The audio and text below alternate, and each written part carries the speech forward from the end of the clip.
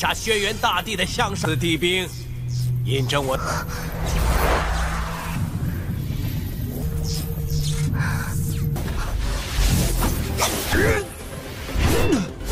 九天武帝的惊血，再死2个人族武帝。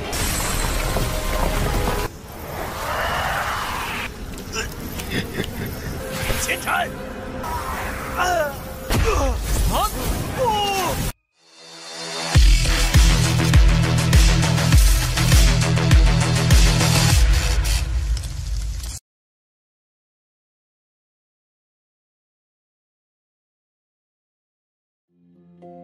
Halo semuanya, selamat datang di Ruang Sinema. Bagaimana kabar kalian semua? Semoga selalu sehat dan baik-baik saja.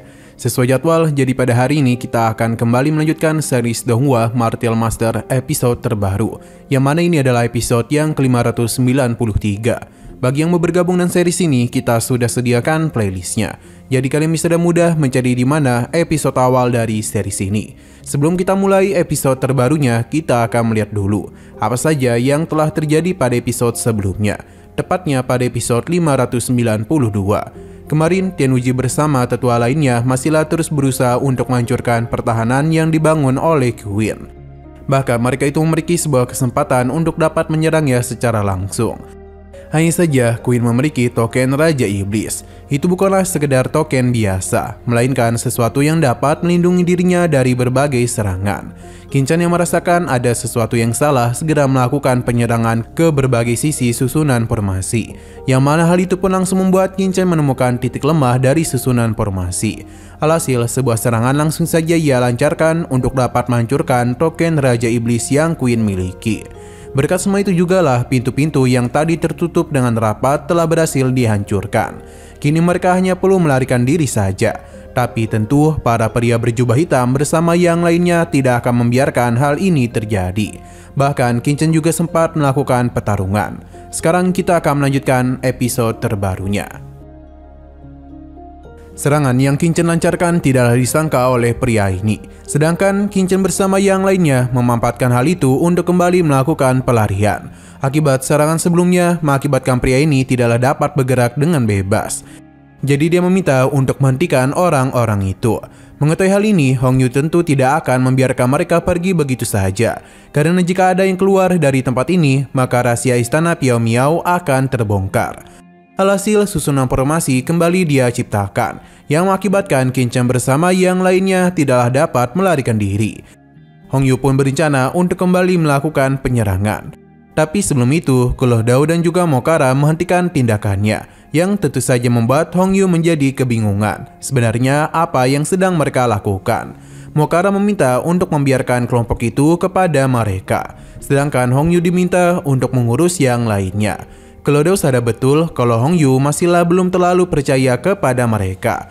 Jadi dia berusaha untuk menenangkannya. Pasalnya mereka juga telah menerima misi langsung dari permaisuri, yakni menghabisi para pengikut kekaisaran Xuan Yuan.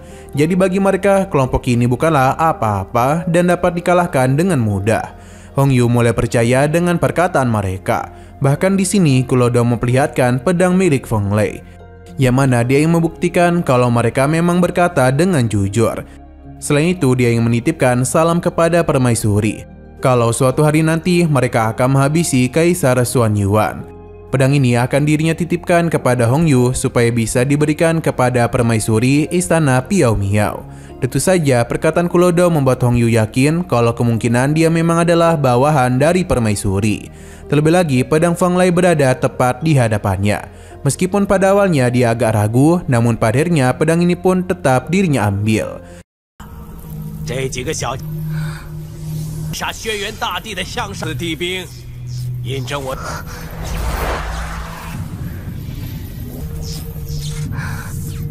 Ketika Kuloh Dao dan Mokara pergi, orang-orang kekaisaran Xuan Yuan pun mulai melihat pedang pangeran mereka yang kini berada di tangan Hong Yu. Hal itu tentu saja membuat Tianwuji menjadi sangat murka, karena muridnya benar-benar telah dihabisi oleh istana Piao Miao. Tianwuji berjanji kalau mulai sekarang kekaisaran Xuan Yuan dan istana Piao Miao akan menjadi musuh. Pertarungan langsung saja terjadi di antara mereka, di mana ini adalah pertarungan antara dua penetua tertinggi dari masing-masing kekaisaran. Queen yang melihat hal itu tentu saja menjadi sangat kebingungan. Sedangkan Mokara dan Klodao tengah berada di hadapan kelompok Kinchan, yang mana pria ini pun menjadi sangat percaya diri kalau ini adalah akhir dari hidup mereka. Untuk Kinchan sendiri tengah memperhatikan pertarungan yang terjadi di antara orang-orang itu, di mana kelompok manusia sejauh ini masihlah mampu mengimbangi para keturunan rasi iblis. Sebenarnya Tianwuji memiliki kesempatan untuk menyerang Queen, namun perhatiannya malah teralihkan kepada Hongyu. Sedangkan Ba sendiri merupakan keberadaan yang sulit dikalahkan. Ia sudah menghabisi begitu banyak kelompok manusia yang membuat formasi darah semakin bereaksi saja. Ini tentu saja membuat Queen menjadi sangat senang. Pasalnya rencananya tidak akan lama lagi akan selesai. Mungkin mereka hanya membutuhkan 2 orang di tingkat God Rim saja untuk bisa dikorbankan. Dengan begitu formasinya akan selesai. Jadi Queen langsung saja memperkuat susunan formasi agar bisa membangunkan sesuatu di bawah pulau itu.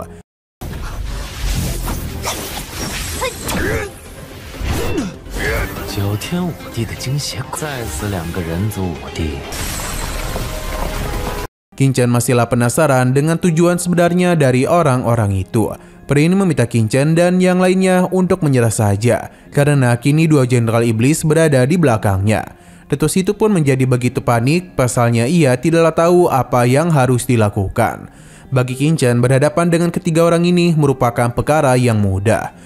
Ia meminta para tetua untuk membawa yang lainnya pergi, sedangkan dirinya lah yang akan berhadapan dengan ketiga iblis ini. Sebenarnya para tetua ingin memberikan bantuan kepadanya, namun Kinchan tetap meminta mereka untuk pergi dan mendengarkan apa yang dia katakan. Tapi mereka ini tidaklah kunjung pergi. Di sisi depan, Kinchan langsung saja mengeluarkan para serangganya, yang mana itu telah menutupi pandangan semua orang. Pria ini kembali meremehkan Kinchan, pasalnya dia hanya berada di tahap akhir Martial Emperor. Namun begitu berani menantang mereka bertiga. Dia pun meminta bantuan kepada 2 seniornya untuk menangkap Kinchan. Tentu saja mereka akan mengikuti permainan ini, di mana kedua jenderal iblis akan melakukan serangan kepada Kinchan, yang membuat pria ini pun menjadi sangat senang. Tapi sayang sekali dia hanya ditipu saja. Mokara langsung melakukan penyerangan kepadanya yang mengakibatkan ia langsung sekarat, tanpa bisa melakukan apapun selain meminta pertolongan. Kinchan bersama Klodao pun mulai melakukan akting mereka, di mana Klodao tidak menduga Kinchan akan begitu berani menghabisi salah satu keturunan iblis. Mendengar hal ini tentu saja membuat semua perhatian tertuju kepada mereka. Terlebih lagi ketika para serangga menghilang dan mereka pun dapat melihat Kinchan yang menghabisi pria itu.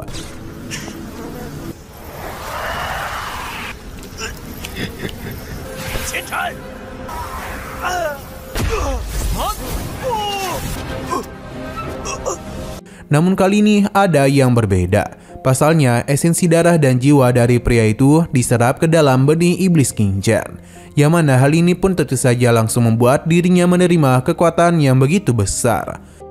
Tapi sayang sekali lagi seru-serunya, episodenya pun harus berakhir dulu. Nah, sebelum kita akhiri, seperti biasa kita akan melihat preview bagian selanjutnya. Di saat Hongyu ingin kembali melakukan sesuatu, dirinya pun harus terkena serangan yang Tianwuji lakukan, di mana hal itu tentu saja membuat ia menjadi begitu murka, karena lagi dan lagi Tianwuji mengganggunya. Karena kesal, Hongyu langsung saja menyiapkan sebuah serangan yang dia yakini dapat menghabisi Tianwuji. Sedangkan Tianwuji sendiri tidak mau ketinggalan. Ia juga mulai melakukan sesuatu. Namun ketika Hongyu tengah fokus, Tianwuji memilih untuk pergi meninggalkannya, yang membuat Hongyu penasaran mengenai apa yang dia rencanakan.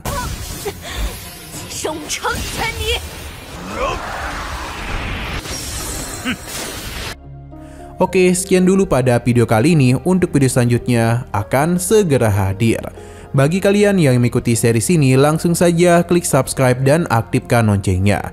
Terima kasih yang sudah menonton video sampai habis. Jika kalian suka pada video ini, klik like dan share ke teman-teman kalian tentang channel ini.